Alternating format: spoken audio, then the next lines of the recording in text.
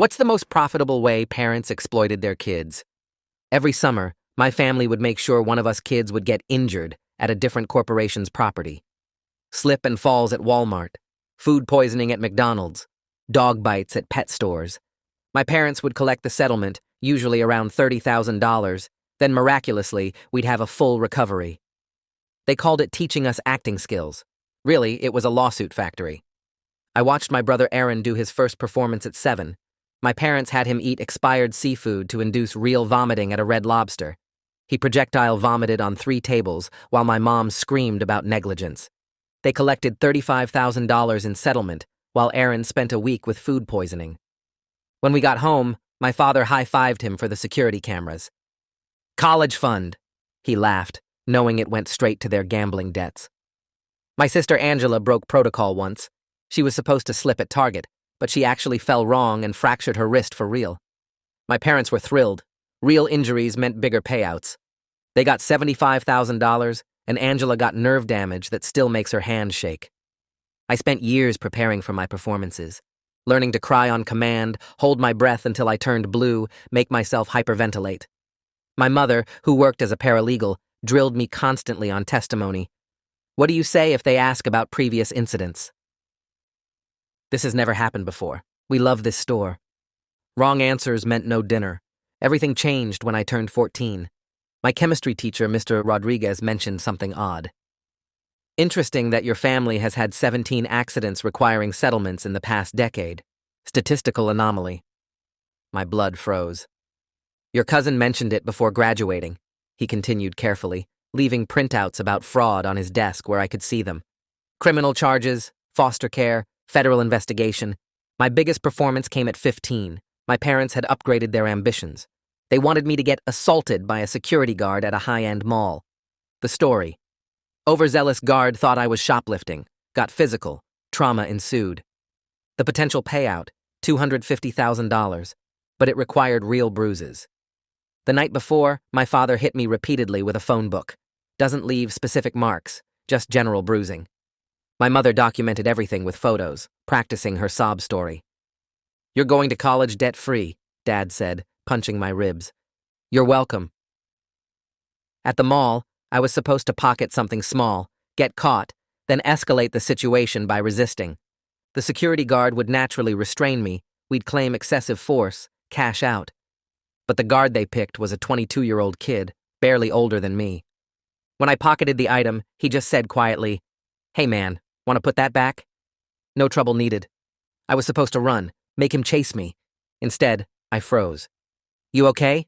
He asked, noticing my bruises. Someone hurt you?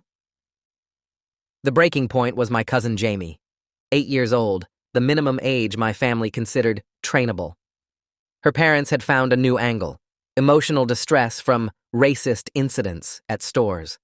They were coaching her to provoke reactions they could sue over. The night before Jamie's first performance, I made a choice. I slipped her my old phone with everything documented.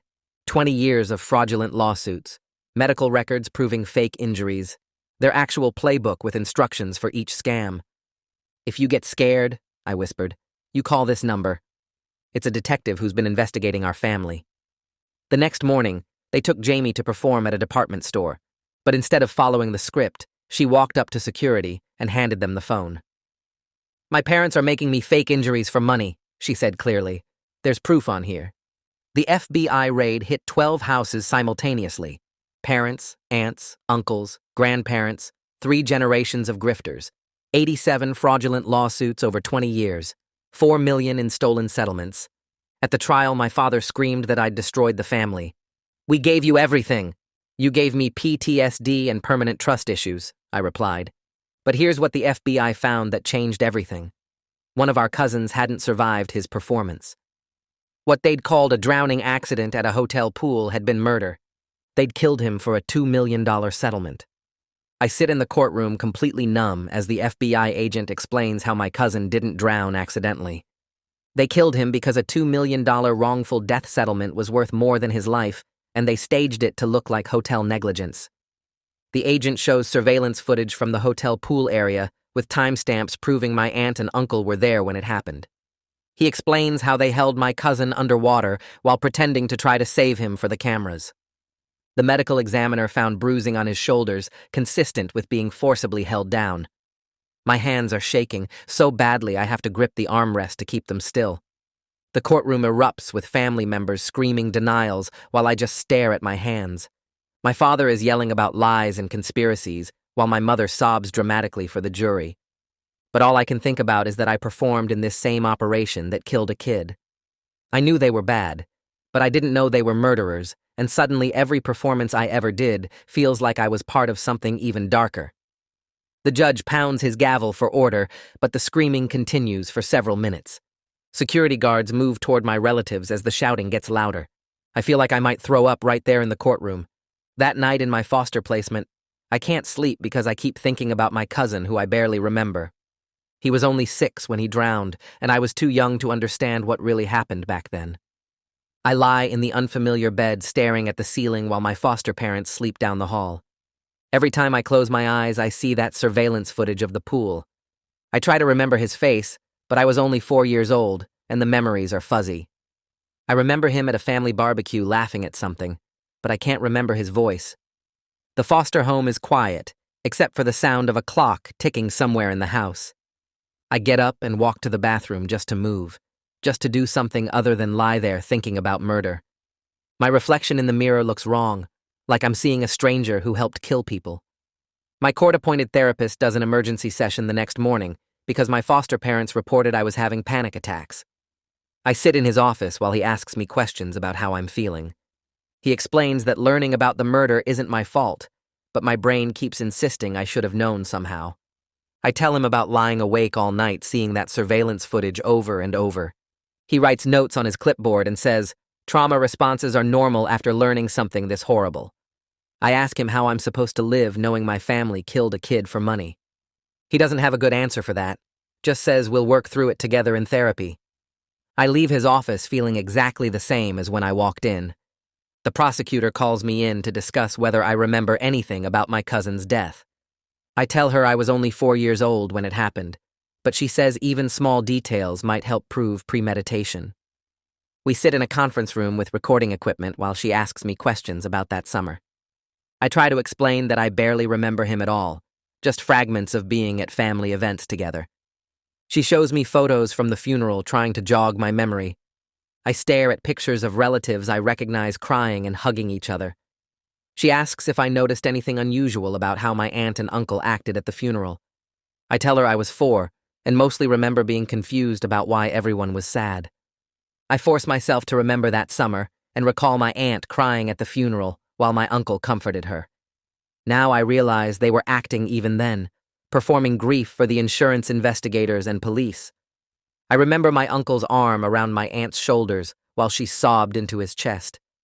Everyone talked about what a tragedy it was and how devastated the parents were. The prosecutor writes down everything I say, even though it's not much. I remember my aunt collapsing at the graveside and my uncle catching her. People said she was, so broken by grief she could barely stand.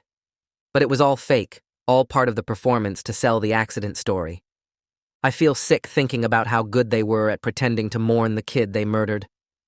Aaron finally agrees to meet with me for the first time since the arrests. He's living with a different foster family across town, and when I see him, he looks 10 years older than he should at 19. We meet at a coffee shop halfway between our foster homes with a social worker sitting at a nearby table. Aaron has dark circles under his eyes, and he's lost weight since I last saw him. He orders coffee and doesn't look at me for the first few minutes. I try to apologize for not acting sooner, but the words sound hollow even to me. He stirs his coffee slowly and stares out the window at the parking lot. The silence between us feels heavy and uncomfortable. Aaron tells me he's glad I exposed everything, but he can't forgive me for waiting so long. He suffered through 6 more years of performances after Rodriguez first warned me, and that's time he'll never get back. His voice is flat and tired when he talks about the expired seafood at Red Lobster. He says he still can't eat certain foods without feeling sick. I watch his hands shake slightly as he holds his coffee cup. He tells me about performances I didn't know about, injuries I never saw. There were more incidents after I turned 14, more staged accidents while I was too scared to act. He lists them like he's reading from a report, detached and mechanical. I try to explain that I was terrified and didn't know how to act, but Aaron cuts me off. He says I'm not the hero in this story. I'm just the one who finally got brave enough to save someone who wasn't himself. His words hit like a physical blow because they're true.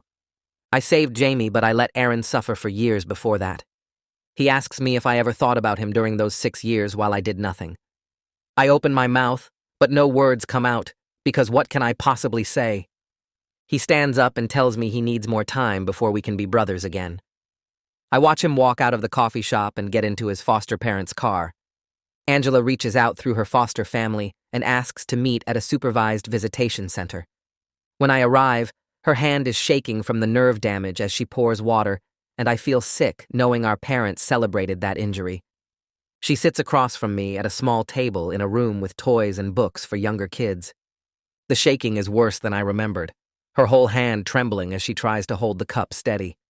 She notices me watching and puts the cup down quickly. A social worker sits in the corner reading a magazine but clearly listening to everything we say. Angela asks me how I'm doing, and I don't know how to answer that question anymore. I tell her I'm okay, but the words feel empty and meaningless. Angela watches me struggle to answer and says it's fine if I'm not ready to talk yet. She pours herself more water with her shaking hand and tells me she's been having nightmares about the Target fall almost every night. In the dreams, she's falling in slow motion and can see our parents standing at the bottom with cameras and calculators instead of worried faces. She wakes up sweating and has to remind herself she's safe now, even though her hand still shakes as proof of what they did. Angela asks me a question that makes my stomach hurt.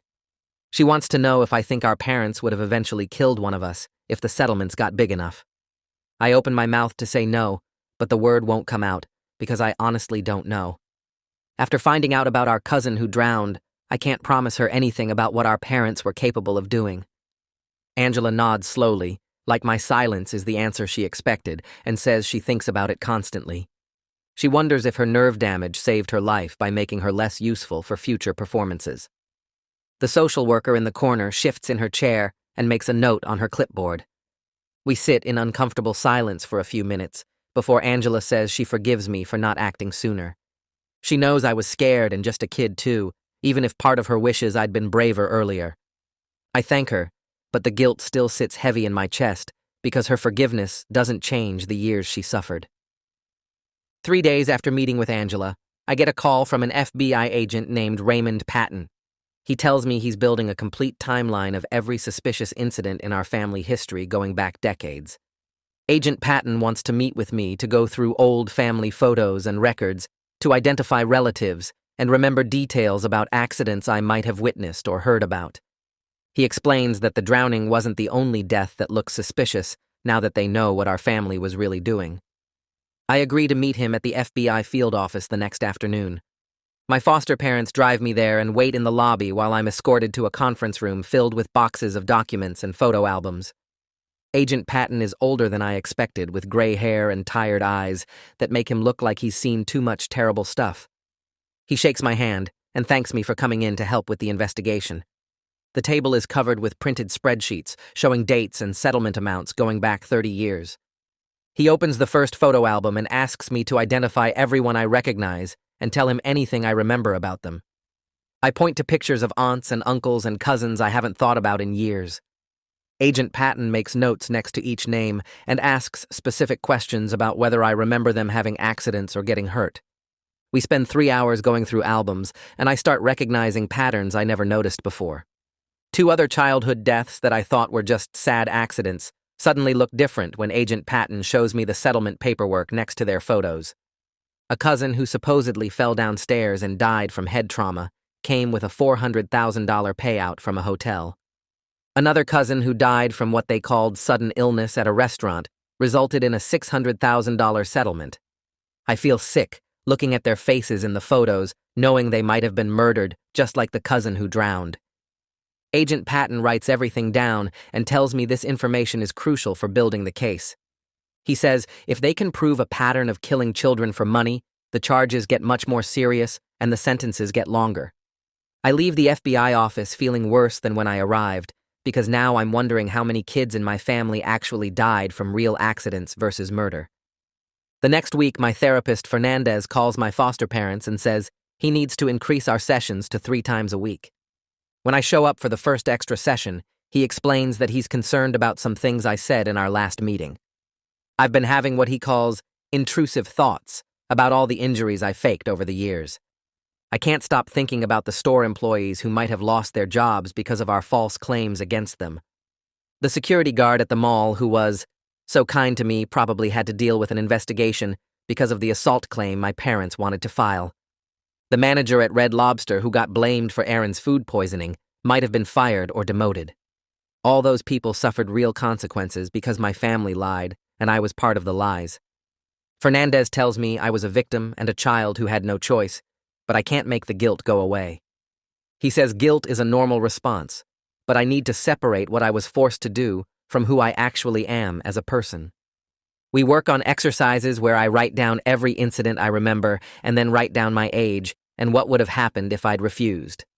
Next to each one, I have to acknowledge that a 7-year-old or 10-year-old or even 14-year-old couldn't have safely stopped their parents. The exercises help a little, but the guilt still crushes me whenever I think about all the innocent people our family hurt. Fernandez says healing takes time, and we'll keep working on it 3 times a week for as long as I need. 2 weeks after my meeting with Agent Patton, I get called to the prosecutor's office. Victoria Manning sits across from me at a big desk covered with legal files and offers me a deal. She wants me to testify in detail about how the operation worked in exchange for guaranteed protection from any charges. I'm technically a minor victim, but she explains that some of my performances happened after I turned 14, which is old enough to be charged in some situations. The deal means I tell the jury everything I know about the coaching sessions and the planning and the actual performances. She needs me to explain exactly how my parents trained us and what they told us to say and do. In exchange, she'll make sure I'm treated only as a victim and witness instead of a possible defendant. I ask her what happens if I don't take the deal, and she says honestly she doesn't think they'd charge me anyway, but this makes it official and certain. I tell her I'll do it because I want my parents and everyone else in prison for what they did. Victoria nods and says, "We'll start preparation sessions next week to get me ready for testimony." The preparation with Victoria takes 2 weeks, and it's harder than I expected. She makes me relive every staged accident in detail, asking questions about exactly what my parents said and did during each one. We go through the Red Lobster incident with Aaron, and she wants to know every word my mother said while she screamed about negligence. I have to describe the phone book beatings and show her where my father hit me to create bruises. Victoria is patient, but thorough, never letting me skip details or gloss over the painful parts. She explains that the jury needs to understand exactly how calculated and cruel the operation was. We practice my testimony with her pretending to be the defense lawyer asking hostile questions. She tries to make me angry or confused or contradictory, and I have to stay calm and consistent. By the end of 2 weeks, I've told the story so many times I feel numb to it. Victoria says that's actually good because I need to stay composed on the stand, even when talking about terrible things. She tells me I'm doing great, and my testimony will be crucial for getting convictions. The day after we finish preparation, Victoria calls to tell me my father's lawyer filed a motion to subpoena my therapy records. They want to use my PTDD diagnosis to argue I'm mentally unstable and my testimony can't be trusted. I feel panic rising because those therapy sessions with Fernandez are private, and the idea of my father's lawyer reading them makes me sick. Fernandez calls me an hour later and says he's already filed paperwork to fight the subpoena. He tells me therapist-patient privilege is serious, and he won't let them violate it without a fight. The hearing on the motion happens 3 days later, and Fernandez shows up to argue against releasing my records. The judge listens to both sides and then makes a ruling that actually helps us. She says my PTSD from abuse makes me more credible as a witness, not less, because it proves I suffered real trauma from what my parents did. The therapy records stay private, and my father's lawyer looks angry when the judge denies his motion. Fernandez texts me after the hearing to say we won and my privacy is protected. Around the same time, I start getting updates about Jamie through her social worker. Her therapist reports that she's doing better than anyone expected considering what she went through. She's attending school regularly and making friends with kids in her foster home's neighborhood. But she has severe trust issues with adults that show up in specific ways. She flinches whenever someone raises their voice, even if they're not yelling at her. She gets anxious when people talk about money or buying things. Her foster parents are patient and understanding, working with her therapist to help her feel safe. The social worker tells me Jamie asks about me sometimes and wants to know if I'm okay. Hearing that makes me feel a little less terrible about everything, because at least I saved one person from the cycle. I decide to write Jamie a letter through the social worker since we're not allowed direct contact yet. I spend hours trying to figure out what to say to an 8-year-old about why I exposed her parents and got them arrested. Finally, I write that what I did was to protect her, not to hurt her mom and dad. I explain that her parents were doing something very wrong that would have hurt her badly if it continued. I tell her that being safe is more important than having your parents around if those parents are dangerous. I try to make it simple enough for a kid to understand without lying about how serious everything was. The social worker takes the letter and promises to give it to Jamie's therapist, who will read it with her. A week later, the social worker calls and tells me Jamie keeps my letter under her pillow, but hasn't written back yet. She says that's normal, and Jamie might need more time before she's ready to respond. Just knowing she kept the letter feels like something. The trial enters its 3rd week, and Victoria calls to tell me I'm being called to testify tomorrow. I barely sleep that night thinking about walking into a courtroom full of my relatives who all hate me for exposing them. My foster parents drive me to the courthouse in the morning, and we meet Victoria in a waiting room outside the courtroom. She goes over last-minute reminders about staying calm and answering only the questions asked.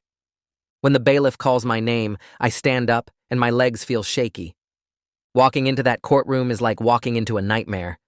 My parents sit at the defense table with their lawyers, and my father stares at me with pure hatred in his eyes. Behind them in the gallery are aunts and uncles and cousins, at least 20 family members all looking at me like I'm a traitor. My mother won't even look at me, keeping her eyes down on the table. I walk to the witness stand feeling like I'm facing a firing squad, every step heavy and difficult. The bailiff swears me in, and I sit down in the chair facing the jury. Victoria stands up to begin questioning me, and I take a deep breath, trying to remember everything we practiced.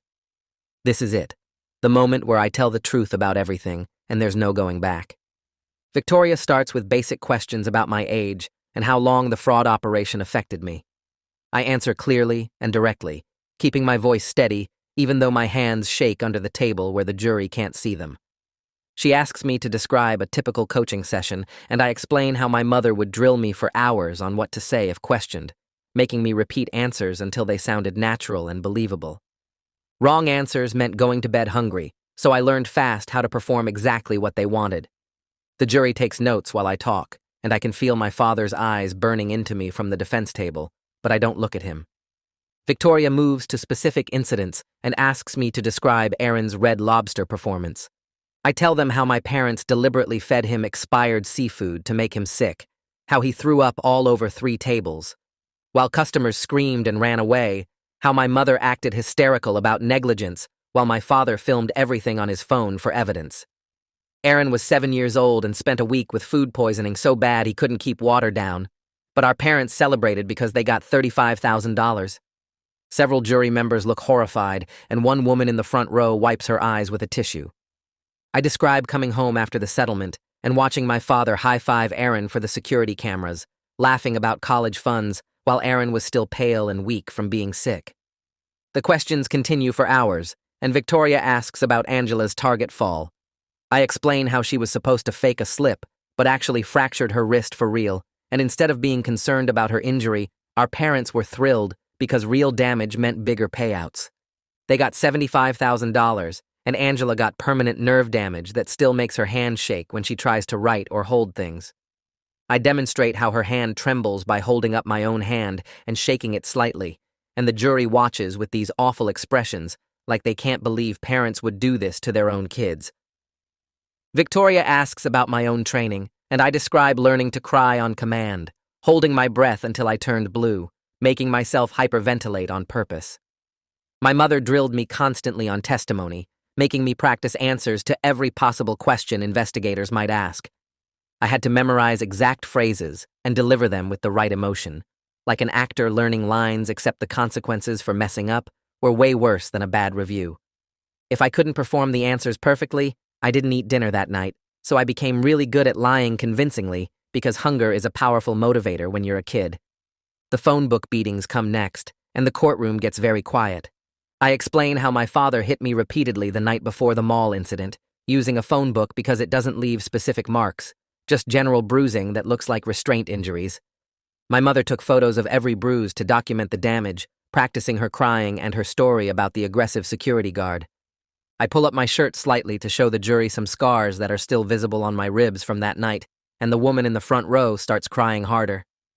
Victoria asks if my father said anything while he was hitting me, and I repeat his exact words about college funds, and how I should be grateful, my voice flat and emotionless, because that's the only way I can get through this part without breaking down.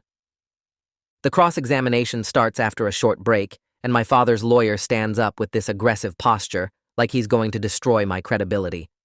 He suggests I'm making everything up for attention, that maybe I'm hoping to write a book or get a movie deal out of this dramatic story.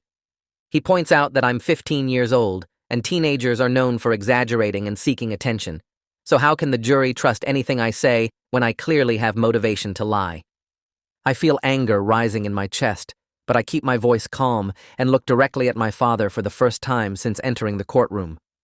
I tell the lawyer I would give absolutely anything to have a normal family instead of this nightmare, that I wish more than anything that I was making this up and my parents actually loved me instead of viewing me as a walking paycheck.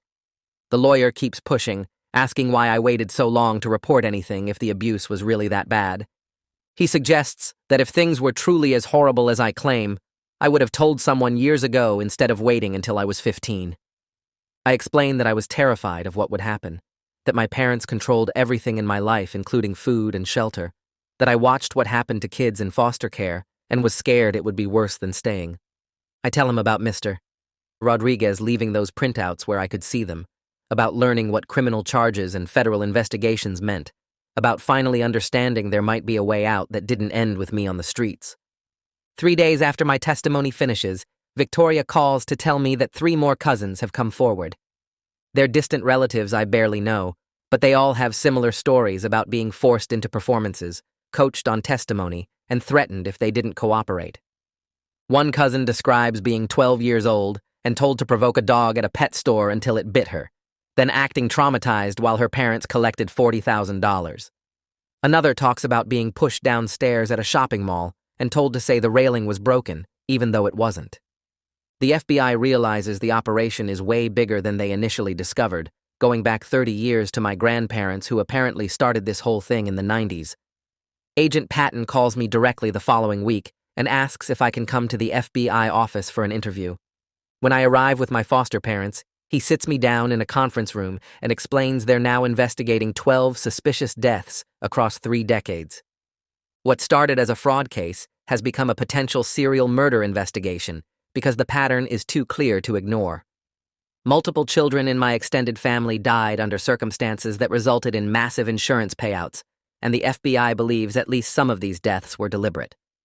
He shows me photos of cousins I barely remember, kids who died when I was really young, and asks if I recall anything unusual about their deaths or the family's behavior afterward. I schedule an emergency session with Fernandez the next day because I can't stop thinking about those photos. When I sit down in his office, I try to explain what Agent Patton told me, but the words come out wrong and jumbled.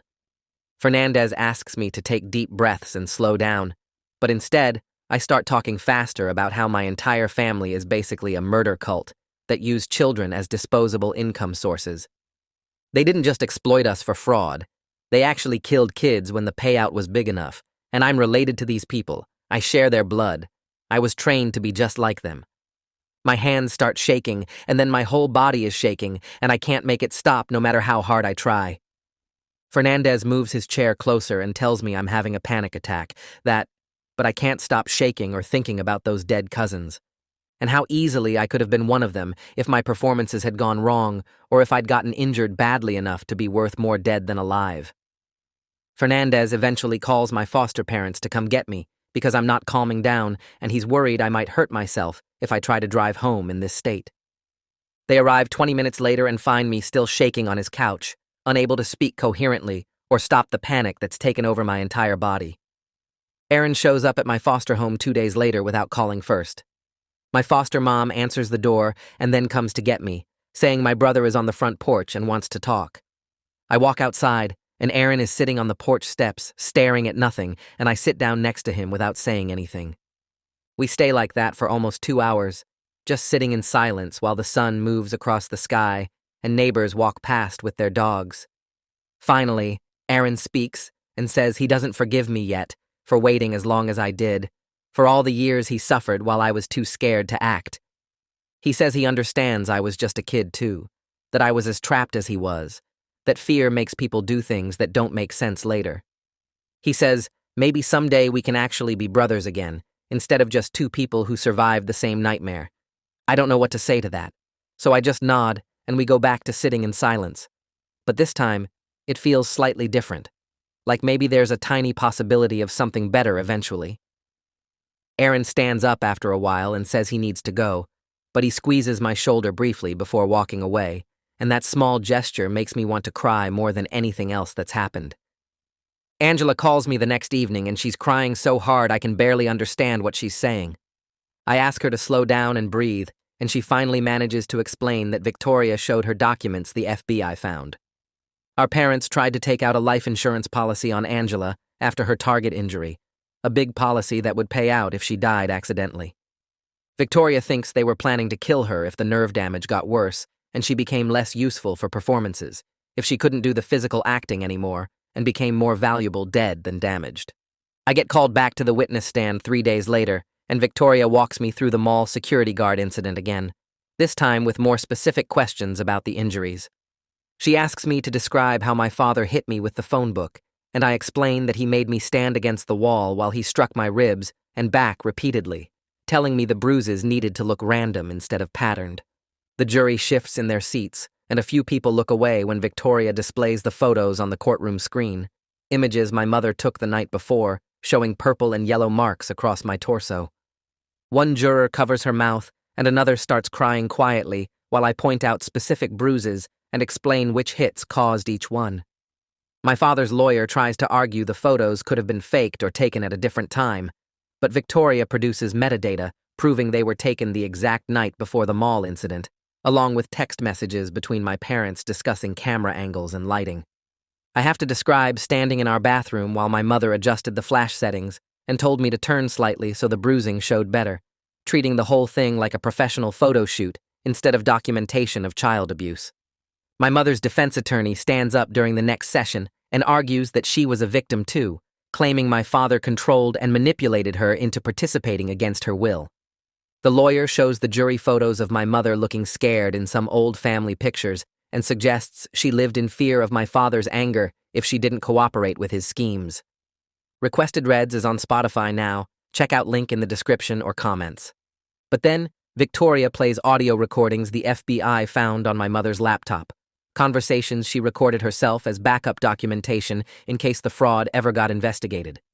In one recording, my mother coaches me on testimony for a fake slip and fall, laughing as she describes how Aaron threw up on 3 tables at Red Lobster and how much money that performance earned. Another recording catches her telling my father they should increase my injuries for the mall incident because bigger trauma meant bigger settlements, discussing whether breaking my finger would be worth the extra payout.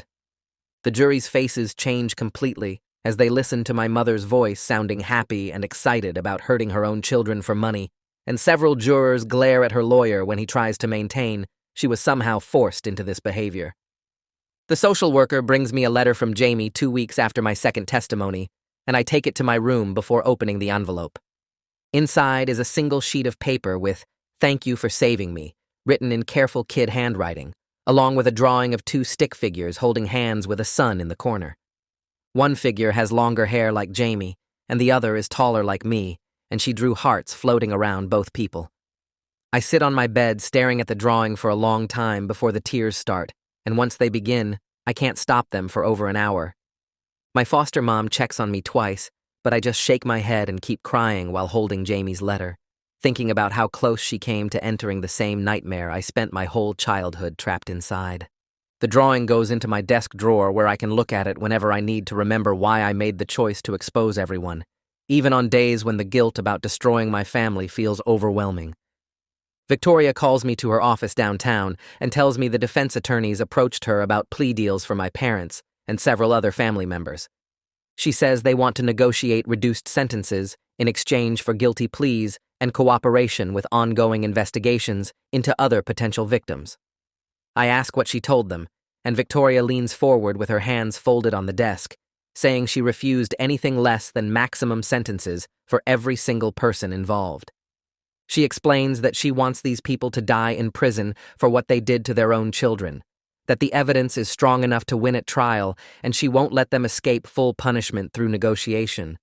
I feel this weird mix of relief and fear because part of me wants them locked up forever, but another part still remembers they're my parents and grandparents, people I lived with my entire life. Victoria must see something in my face because she adds that my feelings are normal and complicated, but the legal system needs to prioritize justice over family loyalty when children were murdered for insurance money. Dr. Fernandez spends our next session helping me work through the guilt about store employees and other people who got hurt by our fraud operation.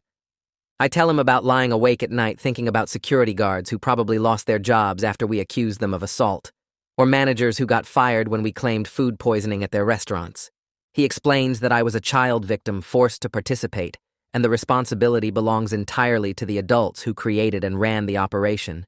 But my brain keeps insisting I'm somehow responsible for all the damage. We practice techniques for separating my actions as a controlled minor from my feelings about those actions now, but it's hard to accept that I wasn't guilty when I remember standing in court and lying under oath about injuries that never happened. Dr. Fernandez says healing means acknowledging I was both a victim and a participant without letting either truth cancel out the other, which sounds simple, but feels impossible when I'm actually trying to do it. Aaron shows up at my therapy appointment the following month, and Dr. Fernandez explains that he invited my brother to start attending once monthly so we can work on rebuilding our relationship.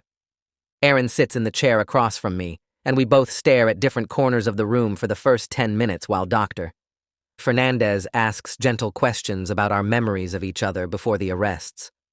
The conversation is awkward and painful with long silences between responses, but Aaron eventually admits he wants to try having a brother again instead of just being two people who survived the same nightmare.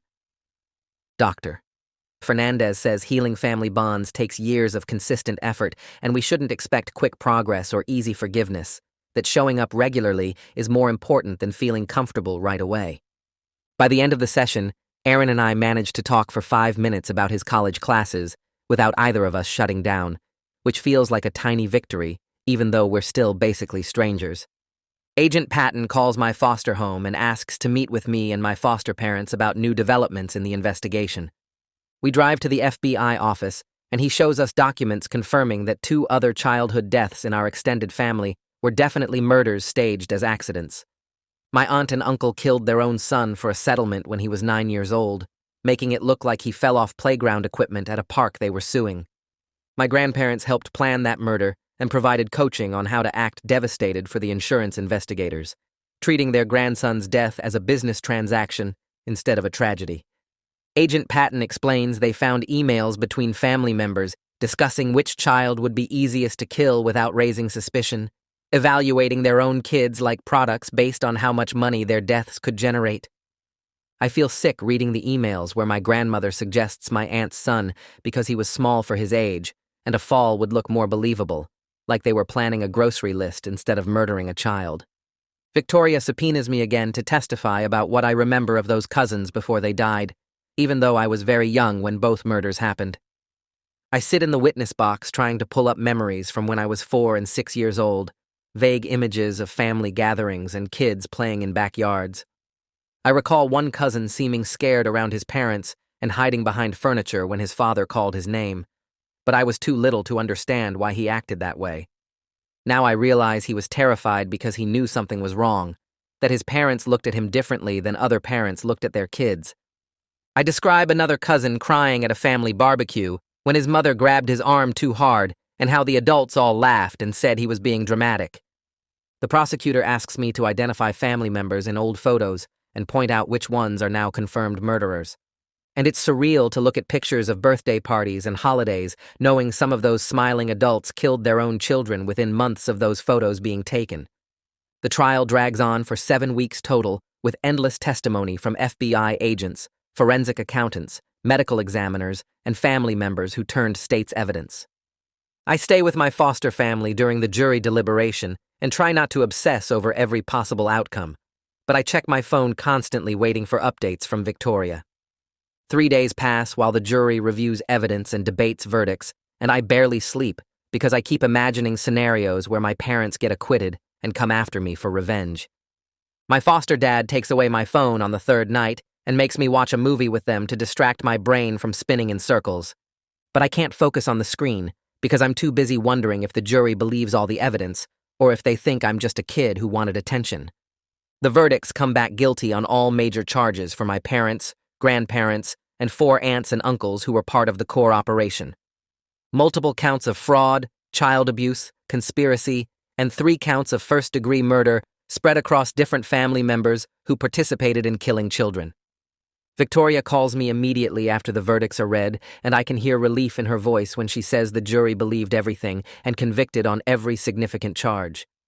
My parents were found guilty of conspiracy to commit murder, even though they didn't personally kill my cousin, because they helped plan the operation and coached others on how to stage deaths for maximum settlement payouts. Sentencing day arrives 3 weeks after the verdicts come in. I sit between my foster parents in the same courtroom where I testified, watching the judge enter. My father starts yelling before anyone can speak, standing up from the defense table and pointing at me. He screams that I destroyed everything, that I'm dead to him, that I ruined the family's future. His voice echoes off the walls while his lawyer tries to pull him back down. The judge bangs her gavel twice and tells him to sit. My father keeps screaming, calling me a traitor and saying I'll regret this for the rest of my life. 2 bailiffs move toward him, and the judge orders them to remove him from the courtroom. They grab his arms and he fights against them, still yelling as they drag him toward the door. The judge adds 6 months to his sentence for contempt of court. Watching him get hauled away feels like a tiny victory, the first time anyone ever stopped him from hurting me with his words. The sentencing continues without my father in the room. The judge reads my mother's sentence first because she's sitting closest to the bench. 40 years for fraud, child abuse, and conspiracy to commit murder. My mother's face stays blank like she's watching a boring movie instead of hearing she'll die in prison. The judge brings my father back in handcuffs for his sentencing, and he stares straight ahead while she speaks. Life without parole for first-degree murder of my cousin. The words hang in the air, and I realize he'll never leave prison, never hurt another kid, never collect another settlement. My grandmother gets 30 years, my grandfather gets 40. My aunts and uncles get sentences between 20 and 50 years depending on what they did. Each one stares at me while the judge reads their sentence like this is all my fault, instead of theirs.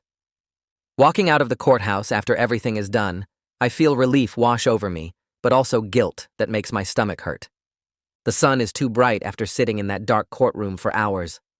My foster parents walk on either side of me, while reporters shout questions from behind barriers. I saved Jamie from becoming like them. I exposed murderers who killed children for money. But I also destroyed my entire extended family and put multiple relatives in prison forever. 12 people are going to prison because I gave Jamie that phone. Some of them will die there. My foster mom squeezes my hand and tells me I'm safe now, but safe doesn't fix the weight of knowing I'm the reason my whole family fell apart. Doctor. Fernandez schedules an emergency session for the next morning. I sit in his office staring at the carpet while he waits for me to talk. Finally, I tell him I feel like I destroyed the family, like maybe I should have found a different way that didn't put everyone in prison. He leans forward in his chair and reminds me that I didn't destroy the family. They destroyed themselves through their choices. They chose to hurt kids. They chose to commit fraud. They chose to kill children for money. But knowing that in my brain doesn't stop the emotional weight of being the one who turned them all in. I'm the one who made the choice to give Jamie that phone.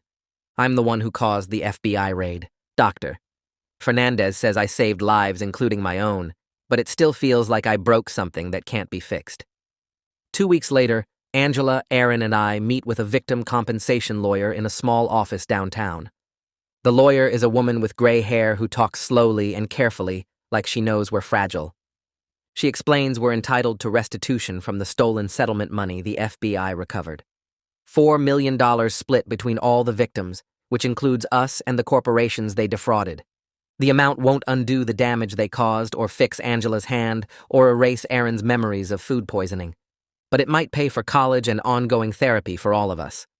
The lawyer says the money should come through in about 6 months after the appeals process finishes. Erin asks how much we'll each get, and she says probably around $50,000 per person. It's not enough, but it's something. My social worker calls me on a Tuesday afternoon while I'm doing homework. She says Jamie's foster family wants to talk to me. They called her office to say Jamie keeps asking about me, wondering if I'm okay and when she can see me. Her foster parents want to arrange supervised visits so she can maintain connection with the cousin who saved her from the cycle. My heart pounds while I tell the social worker, yes, I want to see Jamie. We schedule the first visit for Saturday at a park near her foster home. The social worker reminds me the foster parents will be present the whole time, and I need to be careful not to discuss the trial or her parents. I agree to everything because I just want to see that she's actually safe.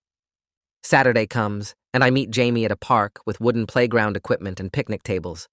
Her foster parents are a couple in their 40s who smile at me but stay close. Jamie is wearing a pink jacket, and her hair is in braids. She's shy at first, standing behind her foster mom and peeking around at me. I sit down on a bench and tell her it's good to see her. She walks over slowly and sits next to me, swinging her legs because they don't reach the ground. We talk about school and her new friends and the cat her foster family has. Then she leans against me and whispers that I'm a good person. Her voice is so quiet I almost miss it.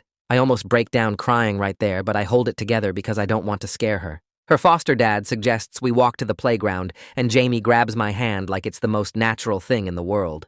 Erin calls me 3 weeks after our visit with the lawyer. His voice sounds different, excited instead of flat and tired. He tells me he got accepted to a community college with a full scholarship for foster youth. The program covers tuition, books, and a housing stipend. He's going to study psychology because he wants to help other kids who survived abuse. He wants to turn his trauma into something that matters, use what happened to us to protect other children. I tell him I'm proud of him and mean it. He says he starts classes in January and asks if I'll come visit his campus once he moves into the dorms. I promise I will. After we hang up, I sit on my bed feeling something close to hope for the first time in months. Erin is building a future instead of just surviving the past. Angela's lawyer calls her with news about a different lawsuit. She decides to pursue legal action against the corporations that settled with our family over the years. Her lawyer argues the companies were negligent in not investigating obvious fraud patterns when the same family kept having accidents at their locations. Walmart, Target, McDonald's, Red Lobster, all of them paid settlements without questioning why one family had so many incidents. The lawyer says Angela might win damages because the corporations had a responsibility to investigate instead of just paying out to avoid bad publicity. Angela asks me and Erin if we want to join the lawsuit, but I'm not sure. Part of me wants the corporations to pay for enabling our parents. Another part of me just wants to move forward without more court dates and testimonies. I sit in Dr. Fernandez's office, struggling with whether to change my last name. My foster parents offered to let me take their name when the adoption goes through, but I don't know if I want to. Keeping my birth name means carrying the family legacy everywhere I go. Changing it feels like erasing who I was, pretending the first 15 years of my life didn't happen. Dr. Fernandez says there's no right answer, and I need to decide what helps me move forward rather than stay trapped in the past. But I don't know what moving forward looks like. I don't know if I can ever really escape what they made me into. He reminds me I have time to decide, that I don't have to choose today or tomorrow. The adoption paperwork won't be finalized for months. I leave his office still uncertain, carrying both names in my head like two different versions of myself. The news coverage hits 3 days after the verdicts come back. Every major network runs the story with headlines calling it the family fraud murder cult and showing courthouse footage of my relatives being led away in handcuffs. My foster parents, Clark and Susan, try to keep me away from the television and internet, but it doesn't matter because kids at my new school figure out who I am within a week. Someone's older brother recognizes my face from the news and posts about it on social media, and suddenly everyone knows I'm the kid who exposed 3 generations of criminals. Walking through the hallways feels like being under a microscope. Some students whisper and point when I pass, others avoid making eye contact like they're scared of me. A girl in my English class tells me I'm brave for what I did, which makes me uncomfortable because I don't feel brave at all. 2 guys from the football team corner me near my locker and ask if my family really killed kids for money, and I just walk away without answering because I can't talk about it without my hands shaking. The principal calls me into her office to ask if I'm being harassed, and I lie and say everything is fine because I don't want special treatment or more attention. At lunch, I sit alone in the corner of the cafeteria with my headphones on, pretending to do homework while avoiding everyone's stares. Some kids treat me like I'm some kind of hero, which feels worse than the ones who avoid me. A sophomore tells me I did the right thing and asks if I'm going to write a book about it, and I want to scream that this isn't some exciting story. It's my actual life that got destroyed. 3 girls from my biology class invite me to sit with them at lunch, but I can tell they just want details about the trial and the murders, so I make an excuse about needing to study. The attention makes me want to disappear, to be invisible and normal like other kids who worry about grades and dating, instead of whether their parents are getting shanked in prison. But being normal is impossible now because my face was on national television and my family's crimes are public record that anyone can Google. I start eating lunch in the library where it's quiet and nobody bothers me, spending the period reading random books to avoid thinking about the stares and whispers. Dr. Fernandez schedules an extra session when my foster parents tell him about the school situation. I sit in his office picking at my fingernails while he waits for me to talk, and finally I admit that I keep hoping this will all go away somehow. He asks what I mean, and I explain that part of me still thinks maybe my parents will get released on appeal, or my extended family will forgive me, or things will go back to how they were before I ruined everything. Dr. Fernandez leans forward and says gently that I need to accept the reality that I'll never have a normal family. My parents will die in prison, my extended family is destroyed, and the only relatives I can maintain relationships with are Aaron, Angela, and Jamie. He says this isn't about punishment or giving up hope. It's about accepting what is, so I can start building something new instead of waiting for something that will never happen. The words hit me hard because hearing it out loud makes it real in a way it wasn't before. I ask him how I'm supposed to just accept that everyone I grew up with either hates me or is in prison, and he says acceptance doesn't mean being okay with it. It means acknowledging the truth, so the truth stops controlling me. We spend the rest of the session talking about what family means and whether blood relatives matter more than people who actually care about my well-being. 6 months after the sentencing, the nightmares start. I wake up at 3 a.m. drenched in sweat, my heart racing from dreams about my cousin who drowned at the hotel pool. In the dreams, he's standing at the edge of the water asking why I didn't save him too, and I try to explain that I was only 4 years old when he died, but he just keeps staring at me with this sad, disappointed look. Sometimes the dream changes and I'm older, watching my aunt and uncle hold him under the water while I stand frozen on the pool deck doing nothing to help. I wake up sobbing into my pillow, trying to stay quiet so I don't wake Clark and Susan, but Susan hears me anyway and comes to sit on the edge of my bed. She doesn't ask questions, just hands me tissues and stays there until I calm down enough to go back to sleep. The nightmares come 3 or 4 times a week, always variations on the same theme of me failing to save him. Dr. Fernandez says survivor's guilt is normal, but that doesn't make it easier to handle.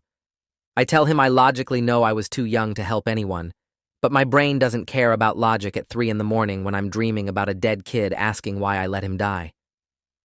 Aaron calls me on a Tuesday evening and asks if we can make it a regular thing, talking once a week to check in on each other.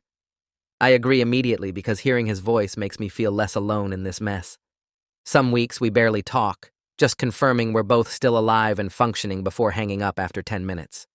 Other weeks we spend hours on the phone processing memories and supporting each other through the ongoing nightmare of having our entire family in prison. Aaron tells me about his new therapist and the group sessions for foster youth he's attending, and I tell him about school and the nightmares about our cousin. We develop this unspoken agreement not to talk about our parents directly because it's too painful, but we can talk about everything else. Aaron mentions he's thinking about visiting Angela at her foster placement upstate, and I say I want to come too if she's okay with it. He says he'll ask her and let me know. The weekly calls become the one stable thing in my life, knowing that every Tuesday at 7 o'clock my phone will ring and Aaron will be there. Angela's lawyer calls her with news about the lawsuit settlement 8 months after the trial ends. The corporations agreed to settle for $300,000 total, rather than go through a lengthy trial about their negligence in not investigating our family's obvious fraud patterns. Angela's lawyer takes his cut, and she's left with about $250,000 after legal fees. She calls Aaron and me separately to tell us she's splitting the money 3 ways because we all suffered and we all deserve compensation for what our parents stole from us. I try to argue that the lawsuit was her idea and her effort, but she cuts me off and says we're in this together whether we like it or not. Aaron accepts his share without argument, and I finally agree, because refusing would hurt Angela's feelings. The check arrives 2 weeks later, and I stare at it for a long time before depositing it into my new bank account. $83,000 feels like blood money, payment for years of abuse and manipulation, but it's also the first financial security I've ever had. I meet with Dr. Fernandez to discuss what to do with the settlement money, and he suggests putting most of it toward my future instead of spending it now. We talk about intensive trauma therapy and college savings, planning for a life beyond just surviving the present. I open a savings account specifically for college and deposit $60,000, then use $15,000 to pay for twice-weekly therapy sessions with a specialist in complex childhood trauma. The remaining $8,000 I keep in checking for emergencies and basic expenses. Dr. Fernandez says planning for the future helps fight the feeling that my past has destroyed everything, giving me something to work toward instead of just running away from what happened. I tell him it feels weird to use money that came from our family's crimes to build a better life, and he reminds me that the settlement came from the corporations who enabled the abuse, not from the fraudulent lawsuits themselves. The distinction doesn't make me feel much better, but I try to focus on the fact that I'm using the money for therapy and education instead of gambling or drugs like my parents would have done. Jamie's foster parents contact me through the social worker 9 months after everything happened. They explain that Jamie talks about me constantly and asks when she can see me again, and they want to know if I'd be willing to participate in a formal mentoring program where I'd be her designated big brother figure. The program involves monthly supervised visits, phone calls, and attending some of her school events if I'm comfortable with that level of involvement. I tell the social worker yes before she even finishes explaining the details, because maintaining connection with Jamie feels like the one purely good thing I did in this entire nightmare. We schedule the first official visit for the following Saturday at a community center where the program operates. I spend the week before the visit nervous about what to say to her and whether she'll still want me around now that the immediate crisis is over. But when I arrive at the community center and see Jamie waiting with her foster parents, she runs over and hugs me, and I know I made the right choice agreeing to this. My foster parents, Clark and Susan, sit me down at the kitchen table on a Sunday morning 10 months after I moved in with them. Susan makes coffee, and Clark sets out muffins, and I know something important is coming because they're being extra careful with their words. Clark clears his throat and explains that they've had me for 8 months now, and they've been thinking about the future. Susan takes over and says they want to offer me permanency and stability by adopting me when I turn 16, if I'm comfortable with that arrangement. They emphasize that it's completely my choice, and they won't be hurt if I need more time or decide against it entirely. I sit there frozen because I never expected this conversation, never thought about having actual parents instead of just temporary foster placement. Susan asks if I need time to think about it, and I nod without speaking because my throat feels tight, and I don't trust my voice not to crack. I spend 3 days thinking about the adoption offer before bringing it up in therapy. Dr. Fernandez asks what's holding me back, and I admit that accepting a new family feels like betraying Aaron and Angela, like I'm replacing them or moving on without them. He reminds me that having safe adults in my life doesn't erase my siblings or mean I care about them less. Aaron and Angela will always be my brother and sister, regardless of what last name I have or who my legal parents are. Dr.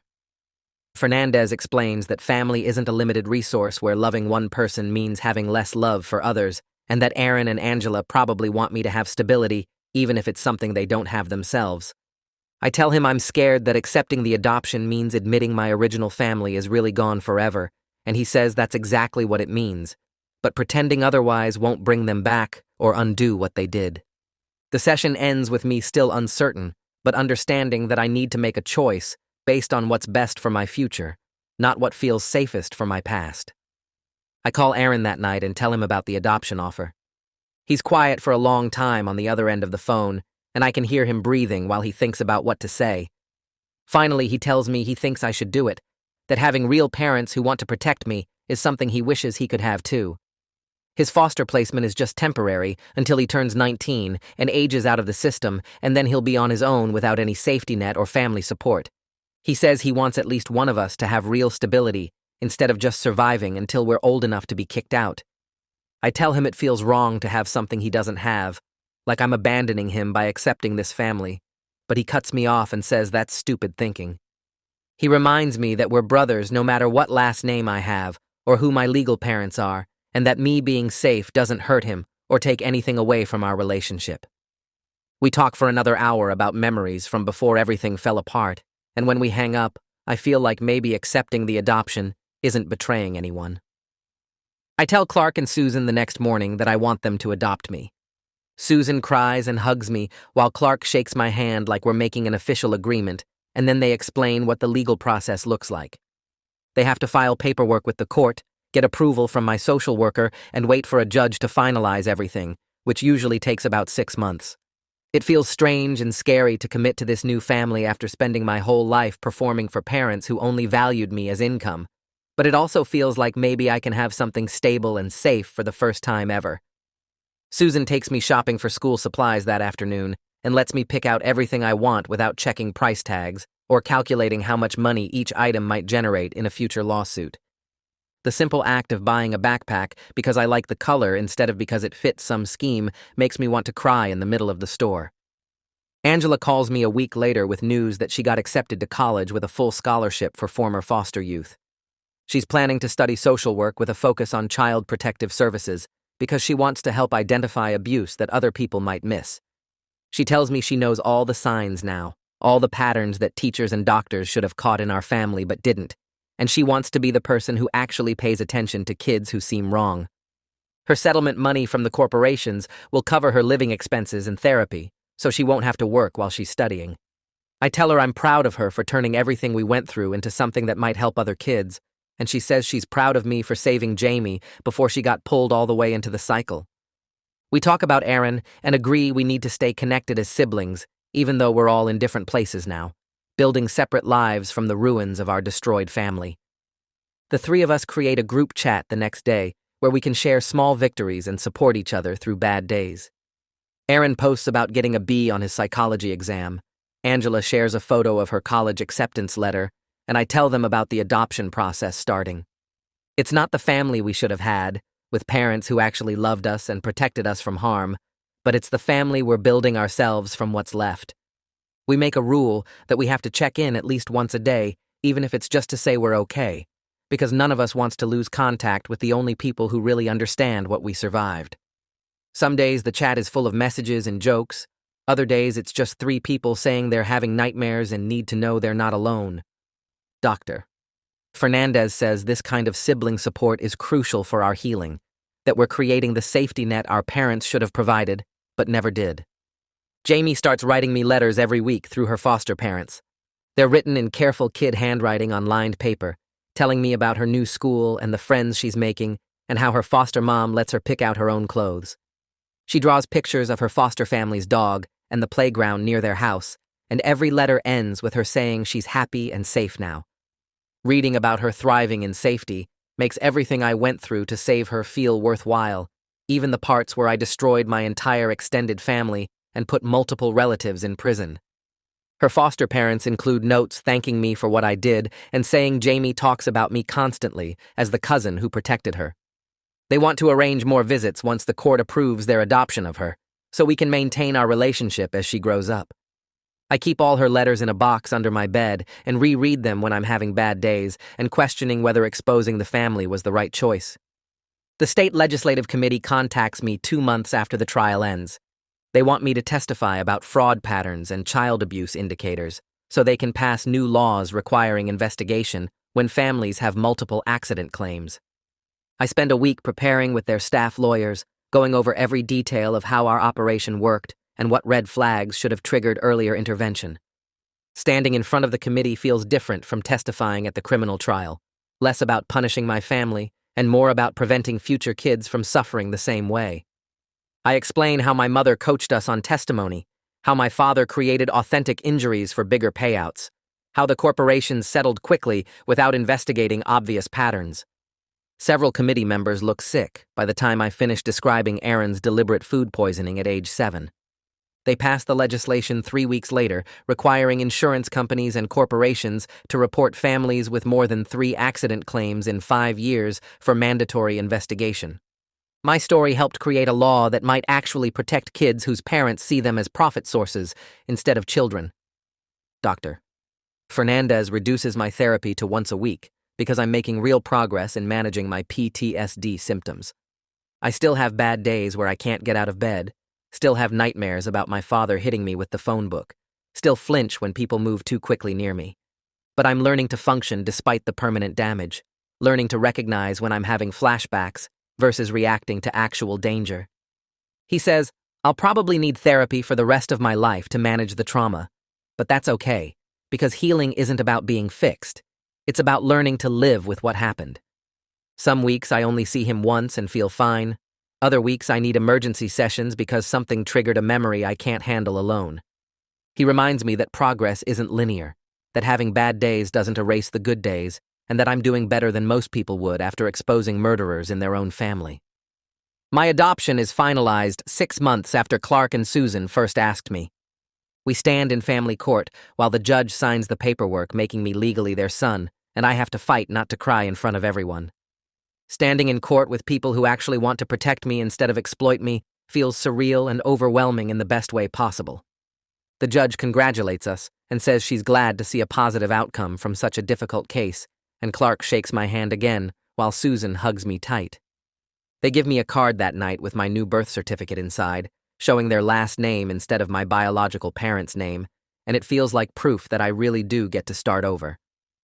Aaron and Angela send messages in our group chat, celebrating the adoption, saying they're happy at least one of us has real parents now, and I promise them we're still siblings, no matter what my legal documents say.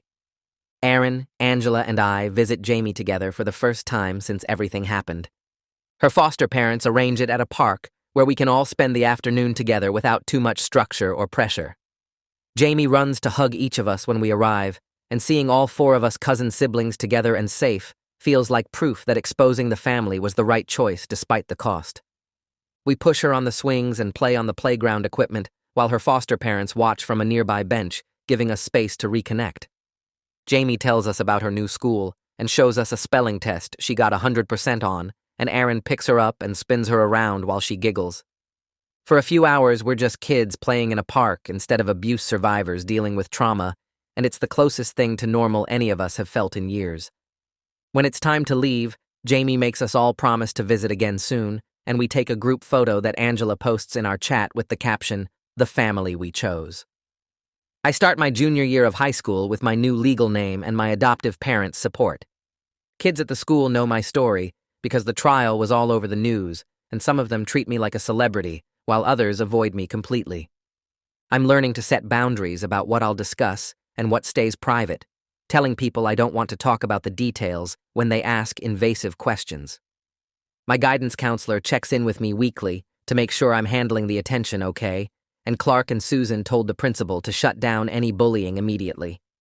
Some days are harder than others, walking through hallways knowing everyone sees me as the kid who sent his whole family to prison, but other days, I can almost pretend I'm just a normal teenager worried about homework and grades. I joined the chemistry club because Mr. Rodriguez is the advisor, and having him around feels like having someone who understood what I was going through before I even knew myself. He never brings up what happened unless I want to talk about it, just treats me like any other student who needs help with lab reports and college applications. I graduate from high school with Clark and Susan in the audience cheering louder than anyone else when they call my name. Aaron drives 3 hours to attend, and Angela takes time off from her college classes to be there, and seeing them all together supporting me feels like proof that we built something real from the wreckage. Jamie sends me a card with a drawing of all 5 of us holding hands, and I keep it in my wallet, even though it gets worn from me looking at it constantly. College starts in the fall, and I'm studying social work like Angela, because I want to help identify abuse patterns that others miss. My first semester is hard because some professors assign cases that hit too close to home, but Dr. Fernandez helps me develop boundaries between my trauma and my professional goals. Clark and Susan visit me at college every few weeks, and we have dinner together like a normal family, which still feels strange and wonderful after years of performances and fear. Aaron gets engaged to someone he met at community college, and asks me to be his best man, saying I'm the brother who saved his life, even if I couldn't save his childhood. Angela wins a scholarship for abuse survivors and uses the money to start a nonprofit helping kids recognize fraud and exploitation in their own families. Jamie turns 13, and her foster parents formally adopt her, giving her the stable home she deserves and ending the legal uncertainty that haunted her for years. Doctor. Fernandez and I meet on the first Tuesday of every month in his office, where we process the ongoing weight of what I carry. Some sessions I talk about the guilt of destroying my family, even though they were murderers and abusers who deserved prison. Other sessions I just sit quietly, while he reminds me that survival is enough and I don't have to justify saving myself and Jamie. The nightmares about my murdered cousin still come sometimes, and I wake up crying because I was too young to save him, but my brain insists I should have known. Aaron calls me when he has bad days, and I call Angela when the nerve damage in her hand flares up and reminds her of our parents celebrating her injury. We formed a group chat years ago, and we still use it daily to share small victories and support each other through the hard moments that never completely stop coming. I helped Jamie escape the cycle and exposed 3 generations of criminals who killed children for money, but the cost was every blood relative I had and a childhood I'll spend my whole life grieving. Some mornings I wake up proud of what I did, and other mornings I'm just tired from carrying the weight of it all. But I'm 20 years old now with people who actually love me and a future that belongs to me instead of my parents' greed.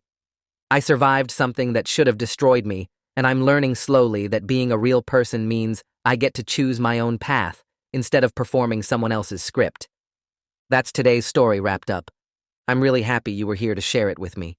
I hope it brought a little light or peace to your day.